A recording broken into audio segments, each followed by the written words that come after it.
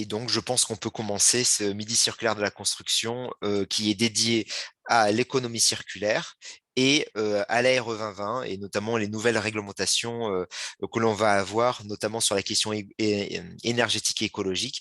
Et c'est pour moi l'occasion de donner la parole à Marine Vesson du CSTV, voilà, qui nous partage l'écran. Merci beaucoup. Est-ce que vous pouvez juste me confirmer que le partage d'écran est OK? Ça marche. Fantastique. Et le son, a priori, est bon de mon côté.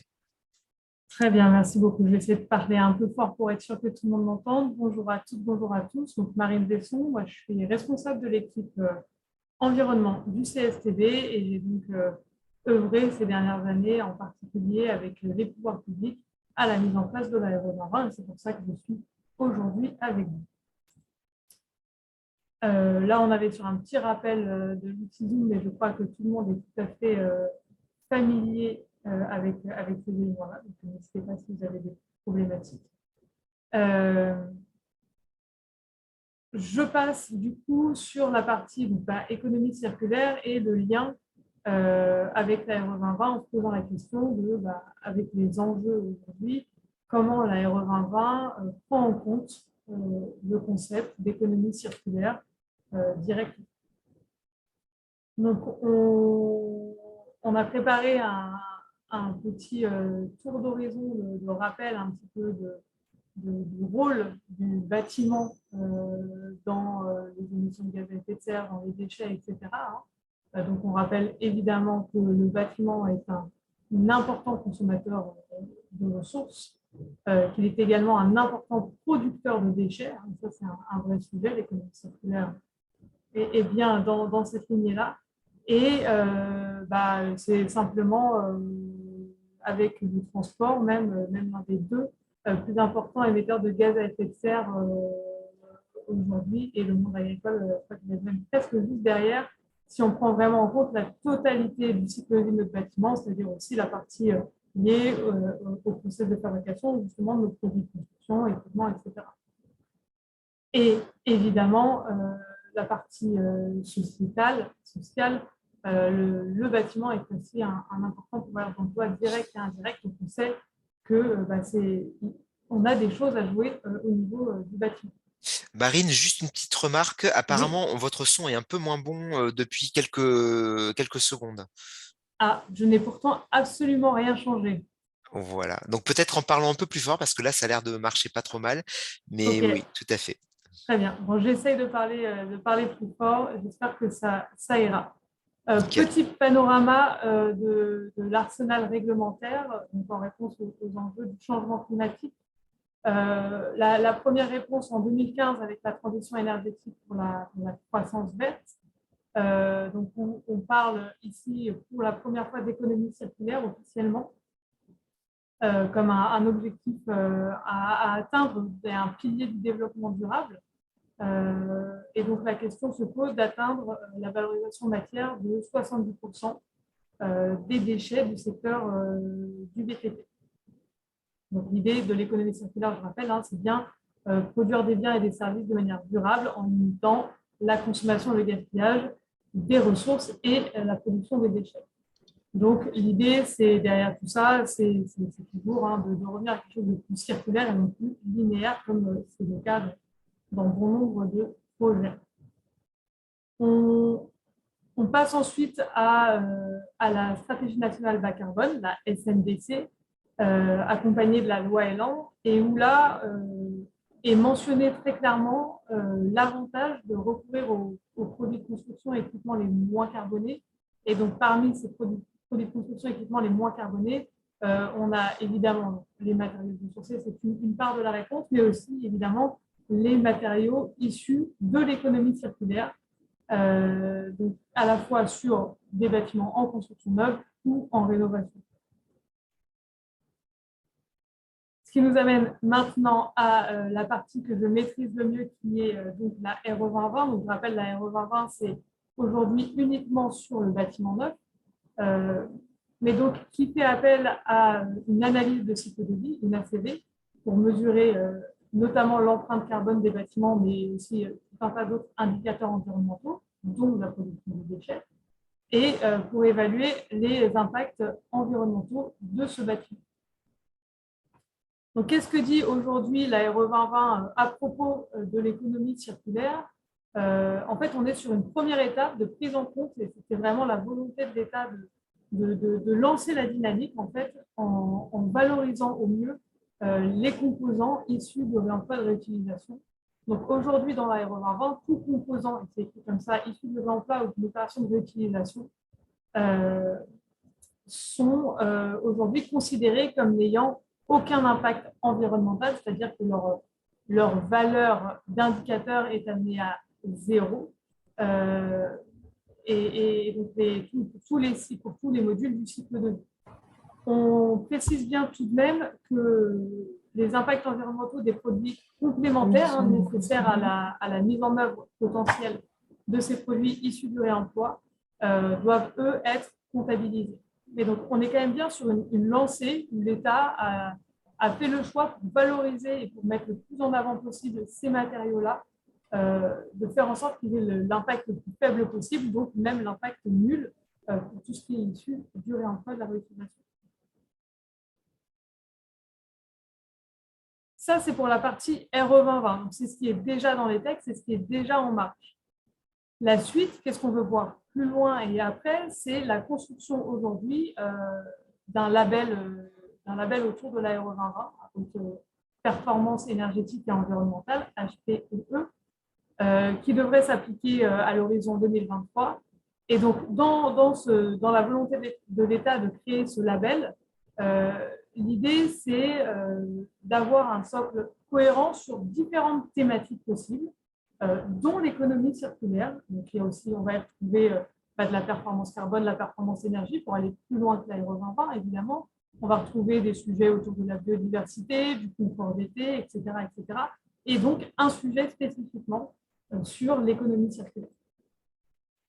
Donc, au travers de ce projet de label qui va plus loin que l'Aéro 2020 avec l'économie circulaire, on traite plusieurs approches, plusieurs sujets, notamment la question de la réversibilité, de la démontabilité, de la mutualisation des surfaces, le fait d'être en capacité d'analyser les flux de matière des opérations, de gérer les déchets, notamment des phases de chantier, de soutenir et d'accompagner les acteurs dans l'émergence de nouvelles filières, de toute la partie aussi qui est liée aux ressources humaines et matérielles sur un territoire, et l'enjeu important aussi de capitaliser les données dans le temps pour tout simplement savoir aussi où sont les ressources, comment on peut les atteindre, qui vient les chercher, etc. etc. Un vrai sujet de capitalisation des données en tant que tel. Donc ça, c'est l'étape d'après, c'est où on va aller plus loin que l'Aéro 2020, et on sent qu'il y a un vrai bouillonnement de plusieurs acteurs et une volonté de les accompagner pour mettre en place ce système d'économie circulaire au sein de la construction, et là, autant neuve que l'innovation. Je crois que j'ai fini pour ma partie globale de présentation un peu rapide du panorama. Je ne sais pas si on fait une partie de questions tout de suite. Alors oui, peut-être que vous pouvez, est-ce que vous avez d'autres remarques à avoir sur la réglementation, sur la RE 2020 qui est votre spécialité pour le coup, dans l'esprit finalement bas carbone, est-ce que peut-être il y a des choses à rajouter de votre côté? Alors, je rappelle juste que justement pour la RE 2020, on a un seuil sur la partie IC construction qui reprend donc la partie produits de construction, équipement et les phases de chantier, et que ce seuil qui est attendu sur la RE 2020 est de plus en plus exigeant au fur et à mesure des années. Donc, on est aujourd'hui sur un seuil qui est relativement acceptable, qui laisse passer toutes les configurations de bâtiments, etc. Mais il faut avoir quand même en tête qu'à horizon 2030, ces seuils qui deviennent de plus en plus exigeants vont de toute façon impliquer les différents acteurs à aller chercher des matériaux de plus en plus vertueux sur le plan environnemental et bas carbone. Et donc, l'économie circulaire, indéniablement, ces matériaux issus de l'emploi vont prendre de plus en plus de place. Et ça, c'est une évidence. Et ça se met aussi en place, je pense, au fil de l'eau par le biais de ces seuils. Ça, c'est une excellente nouvelle, notamment pour la communauté, là, qu'on a des midis circulaires de la construction, parce qu'effectivement, il y a pas mal de gens qui ont déjà mis en œuvre ou qui sont en train de mettre en œuvre des solutions d'économie circulaire. Et c'est vrai que c'est très bien de voir que là, maintenant, ils commencent à être accompagnés et voire Tout à encouragés fait. à le faire. Est-ce que quelqu'un d'autre veut réagir? Peut-être François ou quelqu'un d'autre? Ah, je crois que François a posé une question dans le chat que je vois Exactement. seulement. Voilà. Ah, ben voilà, ben écoute, vas-y. Oui, tout à Euh, fait. Alors, alors, je relis la question pour tout le monde, mais existe-t-il une ou des normes dans économie circulaire dans d'autres pays européens et où en est la norme pour l'ACV dynamique, donc pour la RE2020? Je vais commencer par cette dernière question parce que c'est celle que je maîtrise le plus.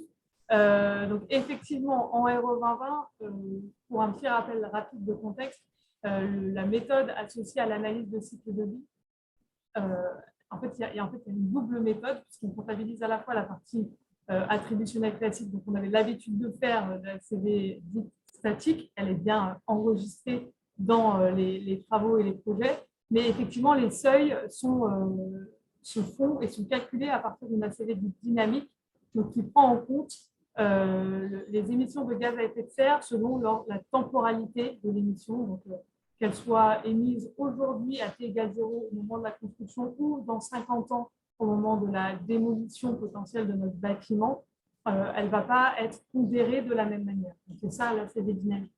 Il y avait une volonté effectivement de l'État de normer au niveau européen cette ACV dynamique, puisque aujourd'hui elle n'a pas de cadre officiel.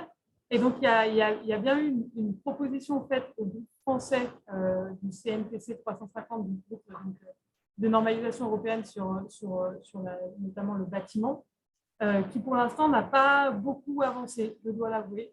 C'est resté pour le moment au format au niveau du groupe français, puisqu'il faut qu'il y ait un consensus au sein du groupe français déjà pour pouvoir le porter à l'échelle supérieure. Et pour le moment, ce consensus-là n'a pas encore été trouvé. Donc là, c'est des dynamiques en termes de normalisation a commencé à être proposé, mais n'a pas encore trouvé le relais au niveau de l'échelle européenne.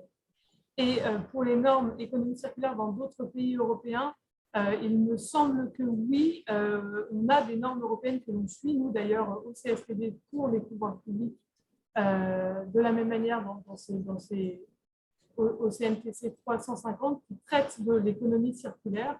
Donc il y a bien des travaux normatifs qui sont portés juste sur ce sujet. Est-ce que vous êtes au courant, notamment en Belgique, ce qui se passe? Parce que nous, c'est quand même un pays qu'on suit énormément, la Belgique, sur la question de l'économie circulaire dans la construction. Est-ce que vous êtes au courant de ce qui s'y fait en termes de réglementation? Alors, moi, directement, je dirais hélas non. Par contre, il y a une équipe hein, au sein du CSPD dans la direction économie et ressources qui travaille spécifiquement sur l'économie circulaire. C'est eux d'ailleurs qui suivent les travaux normatifs et donc qui sont très clairement en lien avec les autres pays européens pour continuer d'avancer sur ces sujets-là. Donc ça, je peux aussi, si vous avez un moment envie de les inviter à un comité circulaire, avec plaisir pour leur faire passer l'invitation et aller un peu plus loin sur ce côté, qu'est-ce que font les autres pays et où on en est en termes de normes sur ces sujets-là. Ça, c'est une très bonne question. On les avait déjà invités lors d'un précédent midi circulaire. Alors, il y a d'autres questions. Antoine, est-ce que tu veux prendre la parole par rapport à ta question? Euh, Oui, ouais. C'était pas une question, moi c'était juste, j'ai mis un lien du groupe de travail 6 justement sur l'économie circulaire qui Ah, fera le futur label d'État, hein, où il y a vraiment une thématique qui a été repérée pour justement aller plus loin dans l'Aéro 2020 en travaillant ce volet. alors, c'était l'autre Antoine, mais merci pour cette précision, effectivement. Tout à fait. Antoine Bonche. ouais. Euh, oui, bonjour. Merci. Bonjour. Alors, j'ai peut-être loupé au début une information, mais je ne crois pas. Non. Concernant la RE 2020 et l'aspect réemploi, donc j'ai bien compris l'information qui est que le contenu impact est considéré de base à zéro. Quid de la problématique d'autres alternatives de l'économie circulaire et notamment de produits recyclés? Alors, de ce point de vue-là, la balle est plutôt du côté des industriels et fabricants. sachant qu'ils ont un accompagnement dessus. Donc, en fait, on voit de plus en plus arriver de FDES, donc de déclaration environnementale et sanitaire, donc, qui sont la base pour les produits de construction, la base de données environnementales pour les produits de construction, avec justement des produits qui ont un contenu en matière recyclée qui est de plus en plus important, voire pour certains industriels, l'idée est même d'en faire une gamme dédiée pour avoir finalement un produit moyen. Ils n'ont pas forcément d'efforts réalisés sur sur le recyclé, sur la part de recyclé, et d'autres avec des produits qui sont vraiment phares vis-à-vis de ça et donc qui valorisent par le biais de la base IS. Donc ça, c'est vraiment du côté des industriels directement. Je pense qu'Antoine, tout à l'heure, va nous donner des exemples de ça. Antoine Cugeron va justement de montrer de manière un peu plus explicite ces questions-là. Et effectivement, mais il y a un suivi précis, donc je laisserai Antoine le présenter, bien sûr, mais voilà, on a dans les déclarations environnementales les informations sur justement le contenu en matière recyclée.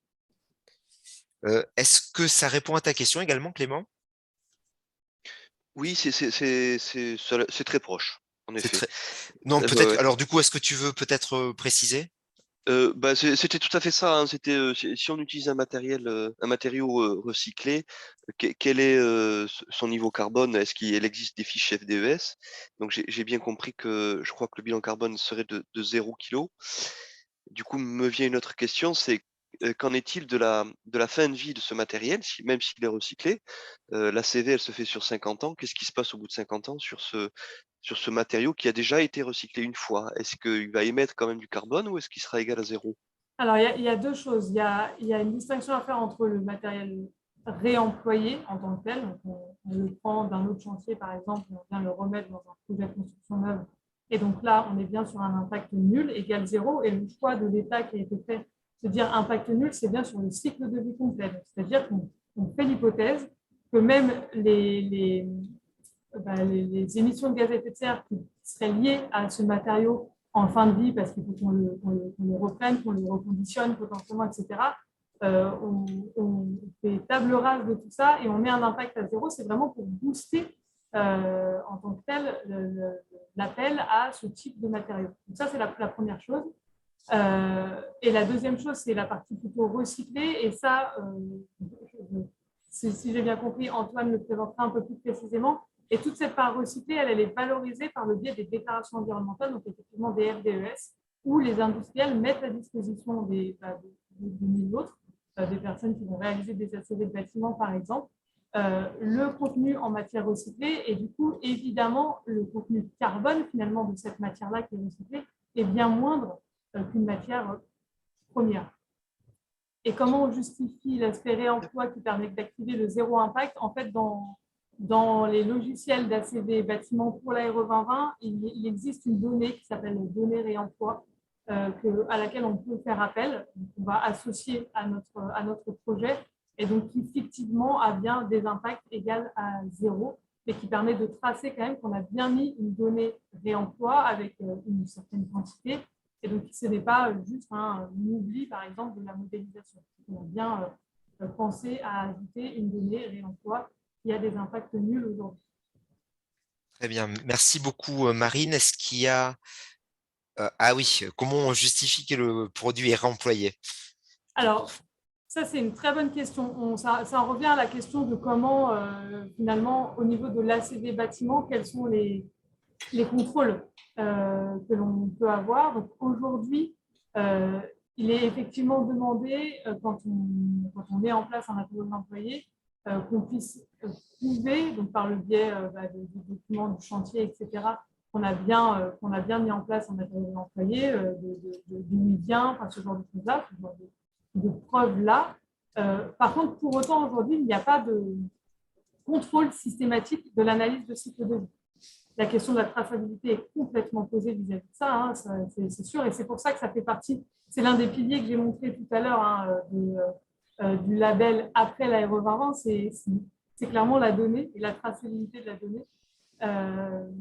Mais donc, comme il n'y a pas aujourd'hui de contrôle systématique de l'analyse de cycle de vie, en tant que telle, sauf si on va chercher une certification, une labellisation, et ou si on a un contrôle ponctuel sur chantier, il n'y a pas de demande formelle en fait. Il faut qu'on ait des pièces justificatives, mais aujourd'hui, il n'y a rien de formalisé sur le besoin en ces pièces-là. Et je dirais que sur bon nombre de chantiers et de projets, on ne demandera pas, pour le moment en tout cas, de validation, de vérification de cet aspect. Et il y a des démarches effectivement volontaires qui nous permettent en fait de tracer un certain nombre de choses. Nous, par exemple, Oui. sur BDNA, on demande quand même un certain nombre de justificatifs par rapport à ça. Et aujourd'hui, bien sûr, aujourd'hui, avant que la réglementation fasse que ça se multiplie, et c'est vrai qu'aujourd'hui, vu que c'est souvent des démarches volontaires, les gens ont plutôt une tendance à le valoriser ou survaloriser ce qu'ils font et comment dire, et y travailler. Mais c'est vrai que le risque, c'est que demain, du coup, bah voilà, outre les gens très volontaires en fait qu'on a autour de la table virtuelle aujourd'hui, bah, est-ce qu'il peut pas avoir des risques par rapport à ça? Mais d'où ce qu'on a évoqué depuis plusieurs midis circulaires de la construction, la notion de filière à construire très Tout à sérieuse sur fait. question. Tout à fait. Bah, en tout cas, c'est bien identifié, hein, ce biais-là, en tout cas pour le moment. Mais il ne faut pas oublier que là, pour le moment, on était sur une phase où on voulait dynamiser, booster, on va dire, l'accès à ce type de matériaux. Alors oui, les filières doivent se mettre en place. Oui, les acteurs doivent s'acculturer. Oui, il faut qu'on travaille sur la traçabilité. Mais là, l'idée, c'est vraiment de partir du constat, de se dire que les gens qui ont envie de le faire, ils le font et ils ont les moyens de le prouver. Et on ne va pas aller chercher les potentiels respires ou autres, mais c'est vraiment plutôt pour booster la filière, booster l'accès à ce type de produits pour justement qu'on ait ensuite tout ce qui nous permet d'assurer la traçabilité, s'assurer que tous les acteurs ont bien l'aide nécessaire à trouver où est-ce qu'il y a un gisement, des ressources que je pourrais aller chercher localement pour mettre dans mon projet, etc. etc. Donc ça, c'est un vrai sujet. Et donc, c'est clairement les travaux de l'équipe économie circulaire au CSTD. Et c'est ça aussi qui est attendu, notamment dans le label après RE 2020. C'est cette construction aussi de la connaissance, de la traçabilité et de la mise de l'accompagnement des filières. Je propose qu'on aille directement en fait sur ces ACV, ces FDES, parce que du coup, je pense que Marine a bien introduit le sujet et du coup a bien passé le plat à Antoine qui va répondre à pas mal de vos questions. Voilà. Je laisse la main et je te laisse l'écran aussi. Très bien. Merci Marine. Donc oui, merci. Est-ce que mon partage d'écran fonctionne bien? C'est parfait et la voix est top aussi. Parfait. Alors, très Faudrait bien, que tu merci. mettes, voilà, c'est bon. Là, tu es en plein écran, nickel. C'est bon. Parfait. Donc oui, pour rebondir, hein, donc en attendant le futur label HPE qui va justement travailler une thématique spécifique sur l'économie circulaire face à aujourd'hui les opérations qu'on mène en RE 2020, on va être directement lié finalement à l'indicateur de référence qui est IC Construction, donc l'impact carbone de la partie composant et la partie chantier, et finalement regarder comment va être pris en compte en fonction de mes choix de produits, donc des produits qui permettraient de mettre en valeur le côté de recyclabilité, ou sinon la partie géographique, d'essayer de travailler avec des usines à proximité de mon chantier. Donc là, on va voir un petit peu comment ça va fonctionner dans les données environnementales qui sont utilisées pour faire cet indicateur carbone, comment elles vont fluctuer en fonction de mes opérations. Et peut-être que des fois, il va se faire des écarts entre le réel et ce qui est pris en compte dans le calcul de l'ARE 2001. Donc, juste pour, par exemple, si en tant que bureau d'études, on veut travailler sur l'économie circulaire, ça peut être sympa de venir repérer en fonction de ma localisation de chantier, quels sont les acteurs locaux qui développent les filières de biosourcés. Donc, on a par exemple, pour nous aider sur cette démarche, la classe Ecopolis, qui va recenser comme ça dans le territoire les éléments biosourcés. Et une fois qu'on a identifié ces éléments qu'on va, par exemple, mettre en œuvre sur notre opération, donc là, imaginons que j'avais un chantier sur Cestas, j'ai repéré une usine qui a Cestas. Comment je vais prendre en compte cet impact environnemental, donc la distance géographique entre mon chantier vers mon usine, là, automatiquement, finalement, je vais avoir directement les données de la FDES, de la fiche de déclaration environnementale sanitaire, qui vont m'indiquer l'impact carbone à utiliser. Et quand je vais lire cette fiche FDES sur la partie transport, qu'est-ce que je vais apercevoir? Je vais apercevoir que cette distance entre le chantier et mon usine reste fixe, quel que soit l'endroit où j'ai réalisé mon chantier. Donc, c'est-à-dire que si je réalise mon chantier à Cestas, je vais avoir le même impact environnemental d'un point de vue carbone que si je le réalise à Paris, parce qu'à chaque fois, on va récupérer cette donnée environnementale de la fiche FDES qui va donner une distance qui est fixe, qui est la distance qui est indiquée dans la fiche FDES individuelle. Et là, face à cette distance, ça va être l'industriel qui va devoir justifier sa distance. Donc, soit il met une valeur de référence qui ferait une livraison maximum sur le territoire français métropolitain, ou soit il arrive à justifier sa distance en disant, face à notre usine, dans les derniers clients qu'on a eus, ou en tout cas la moyenne de nos commandes, se font sur une distance, ici, l'industriel a communiqué autour de 389 km. Donc finalement, un opérateur qui voudrait aller dans le sens de l'économie circulaire et travailler des acteurs du territoire, finalement, auprès du calculateur 2020, il va des fois récolter comme ça des valeurs qui restent fixes dans les calculs réglementaires. L'État, donc je ne peux pas ajuster ma valeur. Juste pour info, quand on regarde les données environnementales qui sont disponibles, et notamment les données environnementales par défaut qui sont communiquées par le gouvernement et qui permettent qui sont de plus en plus larges, on va s'apercevoir qu'ils ont introduit la notion de kilométrage et que petit à petit, il y a des nuances qui sont apportées. Donc, par exemple, si je suis en train de mettre en place un isolant réparti donc, du type torchis, je vais pouvoir nuancer et utiliser des données environnementales par défaut en fonction de mon lieu de ressources. Donc, ma ressource, si elle est à proximité, entre 0 et 100 km, je vais avoir l'affichage de premières données environnementales qui vont être mieux valorisées que les données environnementales qui seraient sur une ressource qui viendrait à plus de 100 km et à plus de 1000 km. Donc, comme ça, en fait, petit à petit, il y a des données environnementales qui sont communiquées par le gouvernement et qui permettent de personnaliser la valeur et d'essayer de mettre en valeur le fait de développer l'économie d'un territoire proche du chantier qui est en train d'être réalisé. Donc éventuellement, pareil, les industriels, par exemple le cas qu'on a vu sur l'isolant de tout à l'heure, l'industriel a aussi la liberté, la possibilité de potentiellement déclarer deux performances environnementales, une performance environnementale qui serait si le chantier est à moins de 100 km, ou une performance environnementale si le chantier était beaucoup plus vaste. Et on peut, au-delà de l'industriel, ça peut être aussi des filières. Donc nous, on essaie de développer la filière chambre. On pourrait imaginer de créer une fiche de déclaration collective qui serait à l'échelle de dire de chambres issues du territoire de région Nouvelle-Aquitaine et sur chantier Nouvelle-Aquitaine qui n'aurait pas forcément le même impact environnemental qu'un isolant qui serait commercialisé sur l'ensemble du territoire. Donc tout ça, c'est des possibilités qui sont réalisables, mais derrière, ça demande que la création d'une donnée de déclaration environnementale et sanitaire spécifique et qu'elle soit bien contrôlée et validée par la base INES. L'autre possibilité que peut avoir l'acteur pour venir personnaliser ces valeurs, ça va être d'utiliser des configurateurs. Donc certaines filières, par exemple le béton prêt à l'emploi, l'acier, le bois de France ou le béton préfabriqué, les bureaux d'études et puis les personnes qui vont intervenir sur les opérations ont la possibilité de venir créer des données environnementales qui seraient personnalisées.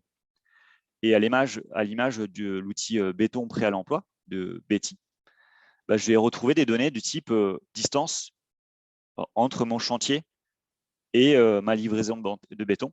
Je peux aussi retrouver des données du type quel type de coffrage va être utilisé pour faire mon béton préfabriqué. Est-ce que c'est du coffrage qui est issu de réemploi ou pas? Je peux comme ça nuancer et avoir un impact environnemental qui serait moindre en fonction de ce que j'ai mis comme données.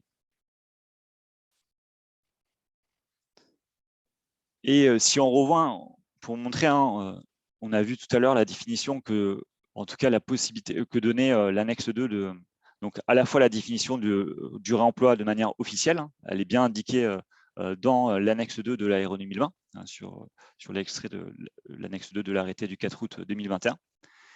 Et donc, c'est ce qu'on avait vu avec les zéro impact. Et juste pour vous donner, pour montrer qu'il y a des entreprises qui sont même allées plus loin, qui essayent de développer la partie réemploi. C'est à l'image de Modbus qui s'est vraiment spécialisé sur le réemploi et le retraitement des planchers techniques de bureaux. Et ce qu'ils ont fait, c'est qu'ils ont arrivé à recréer une fiche de déclaration environnementale pour dire non, on va même au-delà de ce qui est indiqué au niveau de l'impact nul que nous autorise l'ARE 2020.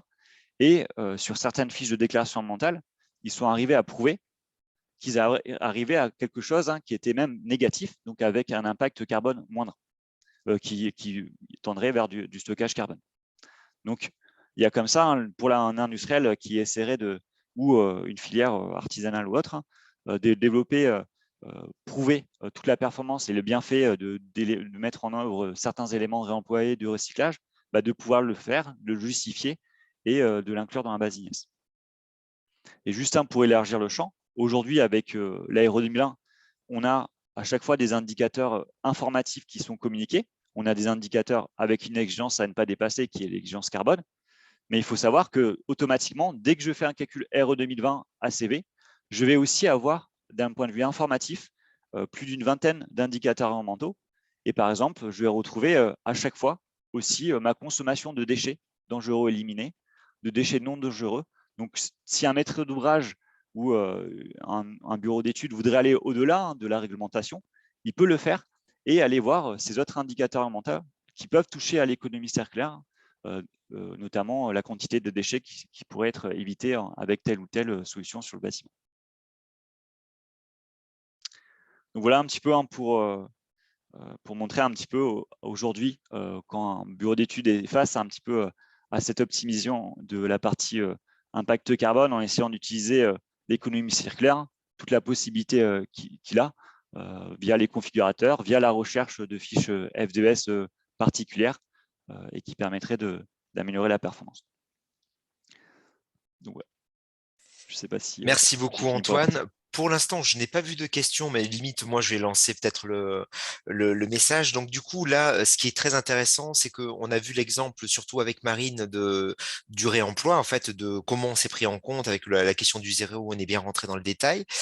Ce qui est super intéressant, c'est aussi la naissance de filières, même de filières industrielles, pour prendre en compte justement ce potentiel émergent et énorme. C'est ce qu'on se disait en introduction avec les ressources issues de la construction. Donc, on a potentiel énorme. Donc, certains ont dit, ben voilà, ce potentiel-là, on va l'utiliser pour en faire une filière structurée industrielle sur laquelle on peut valoriser en fait, comment dire, un impact environnemental extrêmement faible, voire, comme tu disais, voire négatif.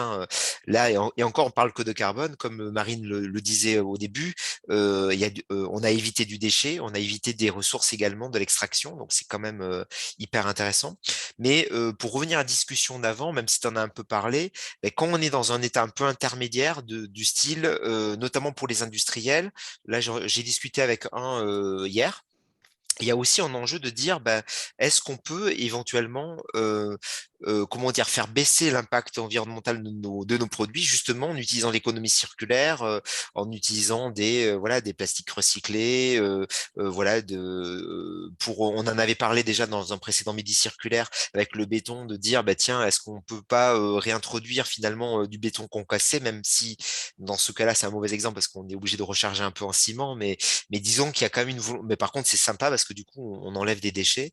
Donc comment ça se passe quand un industriel essaie de réintroduire un petit peu de matériaux recyclés dans son produit? En fait, là, il va être, s'il n'y a pas de valeur par défaut qui est communiquée, qui irait dans le sens de montrer un pourcentage d'éléments recyclés, il faut qu'il réalise une fiche FDES individuelle.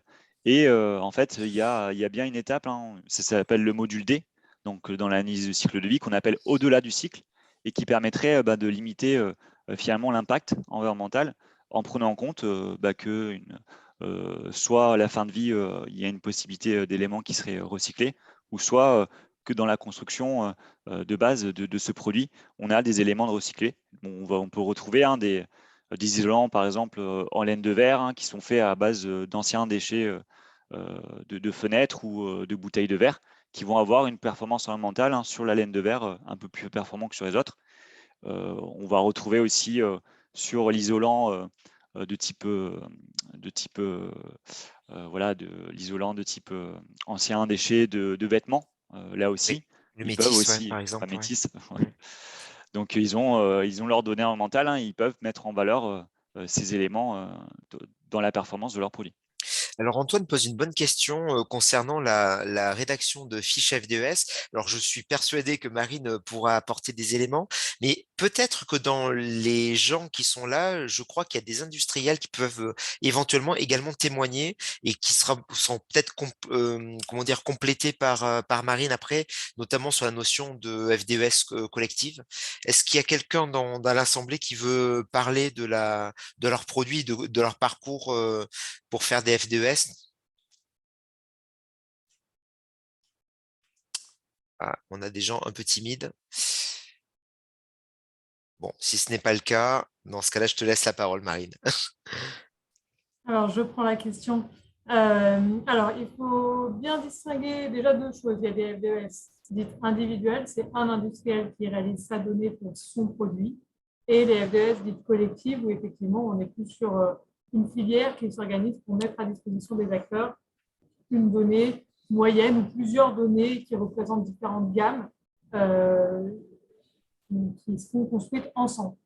Donc, sur ces données qui sont plutôt collectives, on est sur un délai qui est un peu plus long, puisque déjà, il y a plus de monde autour de la table. Il faut aller récupérer plus de données et puis s'accorder sur ce qu'on appelle le cadre réglementaire de cette donnée collective. C'est-à-dire, là, on propose une donnée, si je reprends l'exemple de l'isolant, pour un isolant qui aura telle résistance thermique, entre telle et telle épaisseur exactement, entre ceci, entre cela. Donc, il faut bien formaliser ça. Autre chose à avoir en tête, c'est que les données environnementales, donc les FDES comme les PEP pour la partie équipement système, ce sont des données qui doivent être absolument vérifiées avant d'être déposées dans la base INET. Donc, on a à la fois, en termes de temps, un temps de réalisation de la donnée, puis un temps de vérification avant dépôt dans la base INET, donc le dépôt pour que tout le monde puisse retrouver l'information. Donc, en termes de complexité, c'est vraiment clairement dépendant du produit et du fait que ce soit individuel ou collectif. Sur un isolant laine de verre classique, la réalisation, c'est-à-dire le temps de calcul vraiment métier de la FDES est de moins d'une semaine en tant que telle. Mais avant ça, il faut avoir récupéré toutes les informations d'industriels. Donc, il y a une phase de collecte de données qui est vraiment très importante, puisque je rappelle qu'on va regarder l'ensemble du cycle de vie du produit. Donc, des matières premières qui sont extraites ou des matières secondaires qu'on récupère, jusque la fin de vie du produit. Et ce qu'Antoine a appelé le modulé, donc ce qui va même au-delà du cycle de vie, c'est les potentiels recyclage, valorisation énergétique ou autres qui peuvent être derrière. Et donc, à chacune de ces étapes, en fait, on fait vraiment c'est comme un bilan comptable de tout ce qui rentre et tout ce qui sort de notre système, quelles sont les matières premières qui rentrent, est-ce qu'on a besoin d'énergie, d'eau pour le processus industriel, etc. Et on regarde tout ce qui sort en termes d'émissions de gaz à effet de serre, par exemple, mais ça peut être aussi des questions de pollution, toutes ces choses-là. Et donc ça, on fait ça à chaque étape du système de fabrication jusqu'à la fin de vie de ce produit, une fois qu'il est enlevé de notre bâtiment. Et donc, toute cette phase de collecte, vous imaginez bien, elle est assez dense et c'est ça qui prend pas mal de temps en tant que tel. Aujourd'hui, nous, sur les déclarations environnementales que l'on fait au sein du CSTB, on compte à peu près 3 mois de collecte de données, 3 mois d'échange avec les industriels pour fiabiliser la collecte et réaliser la donnée. Et ensuite, il y a le temps de la vérification où là, c'est pareil, on peut repartir sur 3 mois. Donc, on peut facilement être entre, allez, je vais dire, 6 mois et 1 an de processus pour réaliser une déclaration environnementale. Je rappelle également, par la même occasion, que en termes de coûts sur des projets qui vont être assez simples, on va être sur à peu près 5 000 € pour une déclaration environnementale, il faut compter encore 2 à 3 000 € pour la vérification. Et par contre, sur des données complexes ou collectives, on va être plutôt aux alentours de 10 000 euros. Je donne les ordres de grandeur grosse maille, hein, c'est vraiment l'idée d'avoir ça en tête, mais qu'il existe aussi des accompagnements, notamment de l'ADEME, par le biais d'un appel à accompagnement qui s'appelle FETONPEP, FETA-FDES, qui est porté par l'Alliance HQE-GBC, donc qui est propriétaire de la base INES, pour justement accompagner soit les filières qui aujourd'hui ont assez peu de données dans la base INES, soit les filières innovantes, soit les petits producteurs à réaliser ces données, puisqu'on a bien conscience que de débourser entre 10 000 et 20 000 euros pour avoir le paquet complet de réalisation, vérification, dépôt dans la base INES du CFDS, ce n'est pas rien. Et donc, il faut quand même pouvoir accompagner ces acteurs-là à la réalisation de leurs données. Merci beaucoup, c'est très intéressant, Marine. Je vais prolonger la question avec une notion un peu dynamique là-dedans. C'est qu'aujourd'hui, le CSTB est en train de grossir sur ces questions-là d'économie circulaire, hein. J'ai vu que le service là était en train de prendre une grande ampleur. Donc la question, c'est, il prend une grande ampleur parce que, en gros, il y a plus de produits ou de sujets à traiter, ou est-ce qu'on veut rentrer un peu dans les détails, ou un peu les deux? En gros, ma question, c'est que si jamais, en fait, on se dit que les questions, il y a de plus en plus d'industriels ou de groupements qui se créent, donc il y a plus de choses à traiter, mais dans ce cas-là, on se retrouve avec des exemples sur lesquels on peut s'appuyer et peut-être améliorer, et dans ce cas-là, le processus à terme peut être facilité. C'est-à-dire que moi, c'est le rêve que j'ai, hein, sur les questions de FDES, etc., c'est de dire qu'à un moment donné, le processus sera exigeant, mais quand même facilité parce qu'on aura des bases faciles à comparer et des ordres de grandeur quand même qui sont quand même là et qu'on peut retrouver sans trop pénaliser. Lorsqu'on n'a pas toutes les données, on pourrait se dire, OK, là, les moyennes, on les connaît maintenant. Donc ça, c'est la question de est-ce que c'est plus facilitant maintenant ou est-ce qu'au contraire, c'est pas facilitant parce qu'on veut en savoir de plus en plus, on veut creuser dans les données, on veut peut-être oui, creuser un petit peu. Quel est votre point de vue sur la question? Alors, en fait, il y a les deux. Déjà, dans un premier temps, il y a clairement, il y a une grosse demande supplémentaire. Il y a beaucoup d'industriels qui se sont mobilisés à l'orée de la RE 2020 pour réaliser des déclarations environnementales, parce qu'ils ont bien compris que c'était finalement aussi le nerf de la guerre d'avoir cette donnée-là pour pouvoir être valorisée et mis en œuvre dans un chantier. Donc, il y a un volume de demande qui est clairement croissant. Ça, c'est net. Alors, effectivement, plus on a ce volume croissant, plus on va être sur, effectivement, de la simplification du système parce qu'on a justement des ordres de grandeur en tête, on a un petit peu des hypothèses de base que l'on va commencer à pouvoir remettre en visibilité, etc. Donc ça, oui, il y a une forme de facilitation de ce côté-là, de simplification. Mais pour autant, on a aussi aujourd'hui des industriels qui reviennent toquer à notre porte en disant « Alors nous, voilà, on a fait notre déclaration environnementale, je ne sais pas, il y a 2 ans, il y a 3 ans, on a telle valeur sur nos impacts environnementaux et on veut faire mieux. Et si on veut faire mieux, c'est on va rentrer dans un process d'éco-conception, là, pour le coup, et là, de vrai accompagnement, et donc d'aller plus dans le détail, en l'occurrence, et moins dans la simplification, mais de rentrer plus dans le détail de ce process-là pour savoir, en fait, où sont les leviers principaux de cet industriel pour améliorer son produit et être aussi plus compétitif pour la suite. Donc, on a un petit peu les deux. On doit avoir la base, on a une masse importante là, de demandes qui arrivent. Et à la fois, on est dans un système de simplification parce qu'effectivement, comme on gère beaucoup de données au fur et à mesure, ça facilite et ça simplifie, ça fluidifie un petit peu le process. Et en même temps, on a des demandes où on demande beaucoup plus de précision pour un vrai accompagnement. Alors, nous avons d'autres questions, notamment Clément qui dit est-ce que le CSTB est le seul organisme à valider les FDES? Alors, absolument pas.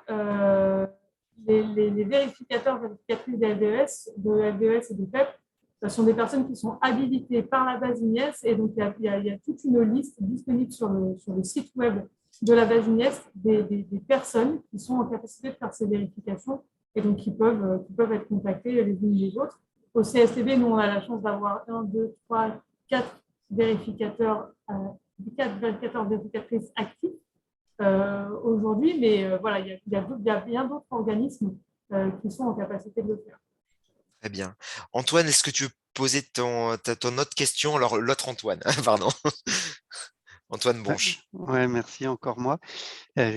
très curieux de tout ce qui se passe là. Est-ce que du coup, on a des exemples sur les FDES qui existent de prise en compte de la recyclabilité ou démontabilité théorique du produit dans sa fin de vie? Et est-ce qu'on sait, dans le calcul des impacts des FDES actuels, prendre en compte cet aspect-là? Alors, sur la partie recyclabilité, c'est effectivement quelque chose que l'industriel doit fournir dans la FDES pour pouvoir valoriser ça justement sur le cycle de vie de ces FDES, notamment ce qu'on appelle les impacts au-delà du cycle de vie, le module D. Donc ça, il y a déjà une prise en compte. Sur la question de la démontabilité, en tant que tel. Et d'ailleurs, je reviens juste sur les FDES, dans les indicateurs de la FDES, il y a un pourcentage de matière recyclée, etc., qu'on peut déjà trouver, qui existe et que vous pouvez trouver dans n'importe quelle déclaration environnementale. Pour ce qui est de la démontabilité, c'est une très bonne question et effectivement, nous, notamment l'équipe économie circulaire, travaille énormément sur ces sujets-là. Et en fait, aujourd'hui, on s'adresse aux industriels sur différents sujets autour de l'économie circulaire, dont la démontabilité, pour essayer de travailler avec eux à comment on peut valoriser un produit par rapport à un autre sur ces questions de démontabilité. Donc là, on en vient pour beaucoup à la question de la mise en œuvre dans le bâtiment. Est-ce que je choisis de le coller? Est-ce que je choisis de le mettre sur rail? Est-ce que je choisis ceci? Est-ce que je choisis cela? Qui va du coup avoir un impact sur l'empreinte environnementale, je veux dire, de mon produit, mais aussi sur sa capacité à être déconstruit et à être réutilisé pour la suite et employé. Donc, effectivement, en tant que tel, aujourd'hui, dans la FDS, ça, ce critère de démontabilité n'existe pas. Pour autant, on essaye, nous, de développer un mode opératoire, enfin, en tout cas des questions auprès des industriels pour justement apprécier cette démontabilité et pouvoir la valoriser par le biais, je ne sais pas, on peut imaginer des trucs, une certification, une labellisation, une gommette, ce qu'on veut, mais c'est vraiment l'idée de pouvoir valoriser ce type de volonté des industriels d'aller plus loin et de réfléchir déjà à l'après. Peut-être, je vais donner la parole à Antoine Cugeron sur cette question de la démontabilité, parce que je pense que les concepteurs, c'est peut-être un sujet aussi qui commence à prendre en compte, en fait, justement, cette notion de réversibilité du bâtiment, ce genre de choses. Oui, oui, c'est sûr que c'est une thématique qui monte. Après, c'est vrai que si je reviens à l'impact pour avoir un indicateur quantifiable des efforts qui seraient mis en œuvre, là, on va être face aussi finalement à la donnée qui serait communiquée par l'industriel. Pareil, on parle de la partie, mais par exemple sur les revêtements de sol ou d'autres types de matières, qu'on regarde l'impact environnemental que va avoir ce type de produit, c'est pas forcément la fin de vie, ça va être pendant toute la partie exploitation, où là aussi l'industriel a un enjeu de dire comment je vais créer mon produit pour limiter son impact environnemental pendant la partie maintenance. Donc voilà, je ne sais pas si j'ai répondu à la question, mais voilà, Si, très bien. ça se développe et c'est vrai que quand l'industriel commande à communiquer sur cette performance, maintenant on peut lui demander de venir argumenter via des éléments tangibles qui pourraient se voir avec un indicateur de type qualité voilà, qui montrerait un indicateur quantifiable qui serait retranscrit via la fiche F2S. Alors, je voudrais inviter juste pour les dernières minutes à peut-être les participants, si quelqu'un a une question ou peut-être un complément, parce qu'il y a quand même des gens qui travaillent, je pense, pas mal sur ces questions-là de FDES, de bas carbone, soit en prescription, soit en maîtrise d'œuvre. Donc, n'hésitez pas à intervenir si vous voulez. Donc après, dans ce cas-là, il faudrait remettre le micro. Et si ce n'est pas le cas, dans ce cas-là, on va clôturer. Non, tout le monde est OK. Dans ce cas-là, je pense qu'on va clôturer maintenant. En tout cas, on remercie très, très chaleureusement nos intervenants, donc à la fois Marine Besson du CSTB et Antoine Cugeron d'AGIH. Donc fidèle au poste, Antoine, notamment sur ces questions-là, merci. Et vous allez bien entendu retrouver les midis circulaires de la construction au second semestre. On va travailler avec 3R sur une suite de programmes, certainement comme on l'a fait en début d'année avec une mixité visio et peut-être des choses un peu plus en présentiel de temps en temps. Mais on va certainement plutôt à la suite de ce midi circulaire, vous demandez, vous posez la question de ce que vous souhaitez, et puis on fera en fonction de ce que vous souhaitez. Merci encore beaucoup.